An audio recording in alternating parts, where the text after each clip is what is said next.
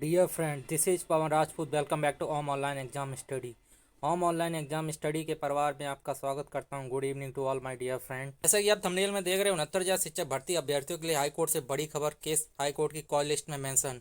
लंबे समय के बाद इंतजार समाप्त के बारे में बताएंगे अपडेट। से पहले बता दें, यदि आप हमारे चैनल पर नए हैं तो चैनल को लाइक शेयर एंड सब्सक्राइब करने के साथ साथ बेल आइकन को दबाना ना भूलें, जिससे कि आने वाले वीडियोस के नोटिफिकेशन आपको मिलते रहें। मेरे चैनल के माध्यम से 69,000 शिक्षक भर्ती केंद्र या राज्य स्तर की किसी भी शिक्षक भर्ती या अन्य भर्ती से संबंधित ऑथेंटिक न्यूज आप सभी तक पहुंचाई जाती है। आप सभी वीडियो को ज्यादा से ज्यादा शेयर करें, जिससे कि जानकारी ज्यादा लोगों तक पहुंच सके। 69,000 शिक्षक भर्ती में आंसर की प्रकरण पे फाइनल रिवाइज रिजल्ट को लेकर हो रही देरी से परेशान शिक्षक अभ्यर्थियों के द्वारा एक बड़े आंदोलन का आगाज को पीएनपी कार्यालय पर देखने को मिलेगा। आप सभी पीड़ित शिक्षक अभ्यर्थी इस मुहिम में बढ़ चढ़कर भाग लें और आंदोलन को सफल बनाएं। चलिए स्टार्ट करते हैं ऑथेंटिक ब्रेकिंग न्यूज। लोगों को बताना चाहता हूं कि ईडब्ल्यूएस की याचिका की कार्य लिस्ट आ गई है और जैसा कि हमने आपको बताया था कि फ्रेश में रखा गया है केस, और 4 नंबर पे, यानी कि ये सुबह ही जैसे ही कोर्ट बैठेगी 10 बजे, हमें लगता है कि 10:30 बजे तक इसका नंबर आ जाएगा।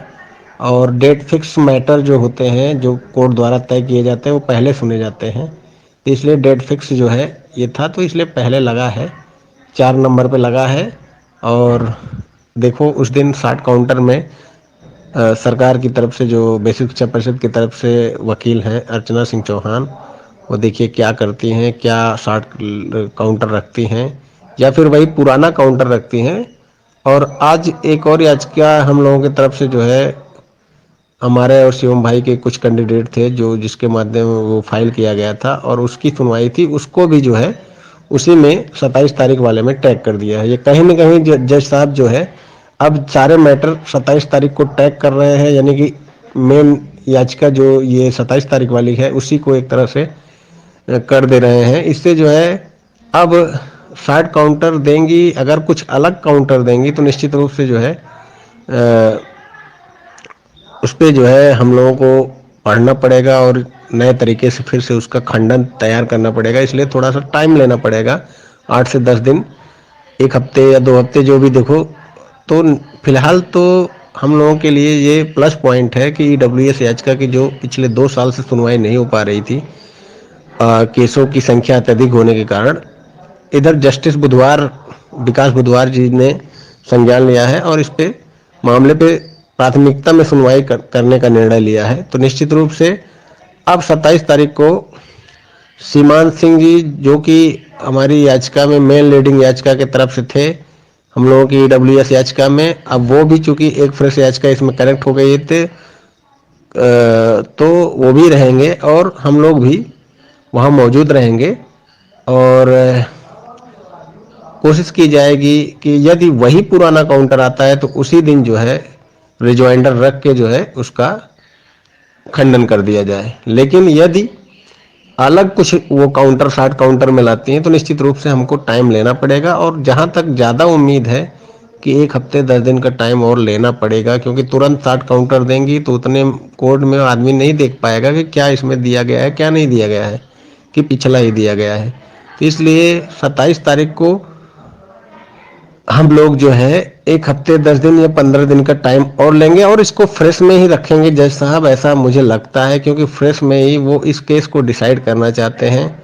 और फ्रेश में याचिका सुनवाई 100% होती है, क्योंकि फ्रेश याचिका जो होती है वो पहली बार जो सुनवाई के लिए आता है वो फ्रेश में रहता है, लेकिन जज अगर चाहे तो फ्रेश में कोई भी मैटर को रख देता है, यानी अगर प्राथमिकता में वो रखना चाहता है या उसको डिसीजन देना चाहता है तो उसको फ्रेश में रखता है।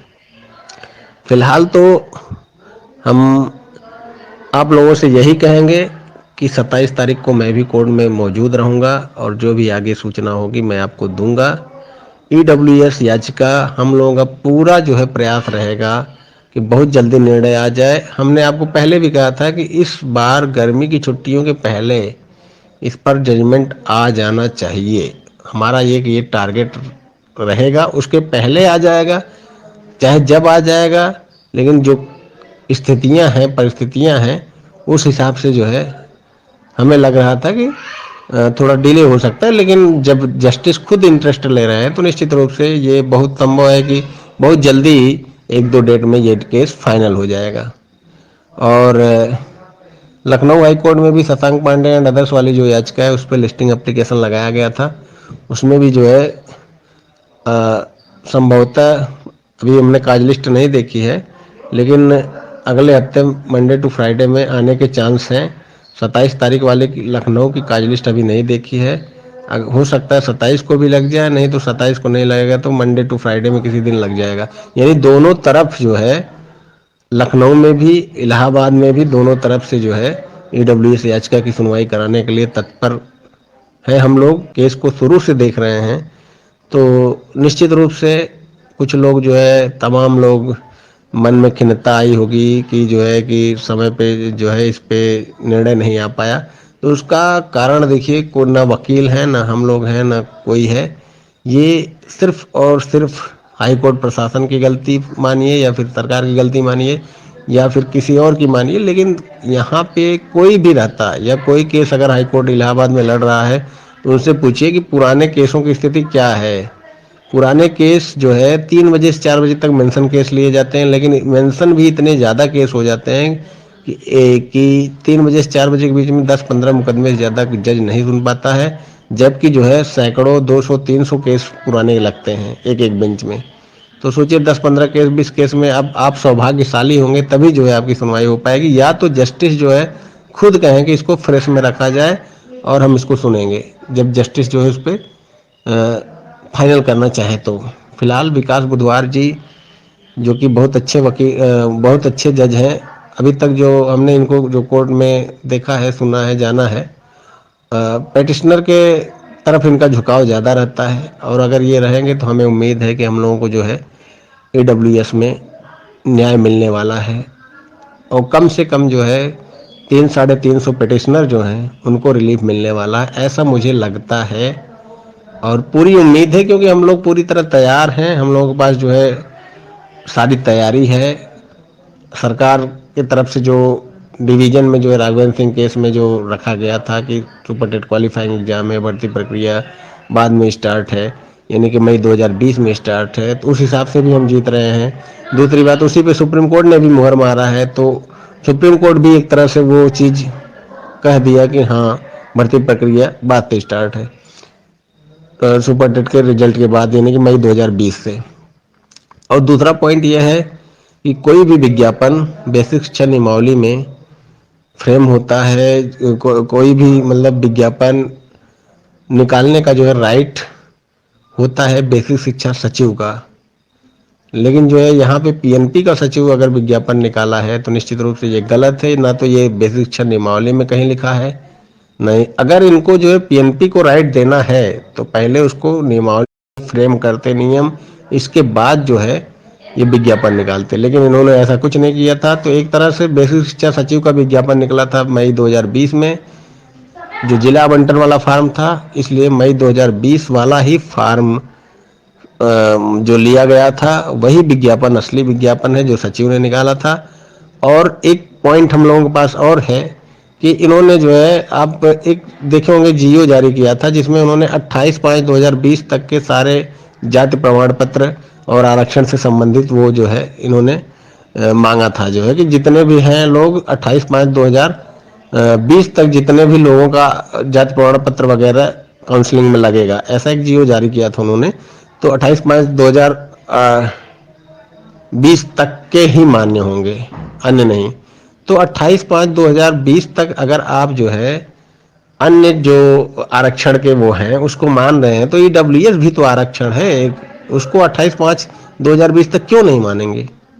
हालांकि ये हम लोगों के लिए थोड़ा सा मतलब सेल्फ गोल वाला भी स्थिति हो जाएगा, क्योंकि जो है इसमें जो है आधे से ज़्यादा लोग हैं जो कि 28/5/2020 के बाद जो है ईडब्ल्यूएस बनवाए हैं। और नियमतः ये एक तरह देखा जाए तो विज्ञापन की लास्ट डेट तक जो है ईडब्ल्यूएस होना चाहिए। विज्ञापन के लास्ट डेट के बाद के ईडब्ल्यूएस मान्य नहीं होते हैं। कोई भी मतलब आपकी मतलब क्वालिफिकेशन हो या फिर कुछ भी हो, आप विज्ञापन के लास्ट डेट तक पूर्ण होनी चाहिए। तो उस हिसाब से इसलिए हम लोग ये पॉइंट जो है रखेंगे नहीं। ये पॉइंट रखेंगे तो निश्चित रूप से बाद वालों के लिए नुकसान हो जाएगा। हम नहीं चाहते हैं कि ऐसा कुछ मुद्दा उठे। हाँ, जब हमको कुछ नहीं मिलना होगा, एकदम लास्ट स्टेज आएगा, तो जब हो सकता है कि ऐसा रख दिया जाए लेकिन अभी हमारी कोशिश ऐसी कुछ नहीं है कि बाद वालों के लिए नुकसान हो, इसलिए जो है ये 28/5 वाला जिक्र ही नहीं करना है। 28/5/2020 का जिक्र कर दिया जाएगा तो निश्चित रूप से जज तुरंत माइंड में उसके आ जाएगा, वो ऑर्डर में मेंशन कर देगा कि 28/5/2020 तक जो लोग हैं उनको दिया जाए। तो ऐसे में 300-350 याचिकाकर्ताओं में 100 लोग भी नहीं उसमें हो पाएंगे। तो फिलहाल 2 पॉइंट हमारे लिए बहुत मजबूत है, वही पॉइंट रखे जाएंगे। 28/5/2020 का जिक्र करेंगे तो निश्चित रूप से बाद वालों के लिए खतरा है।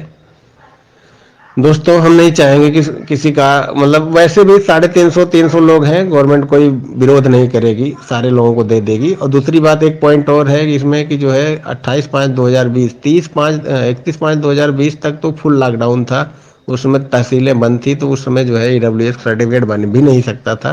तो ये सारी बातें हैं।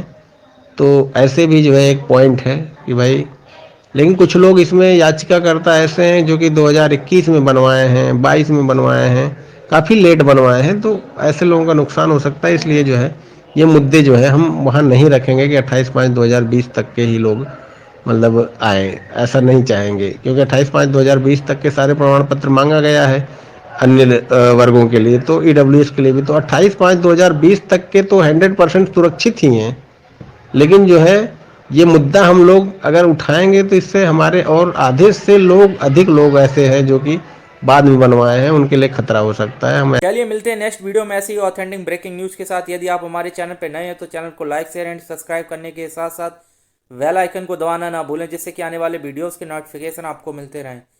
चैनल से रिलेटेड कोई सजेशन या सुझाव देना चाहते हैं तो कमेंट के माध्यम से बता सकते हैं। Thanks for watching to my channel.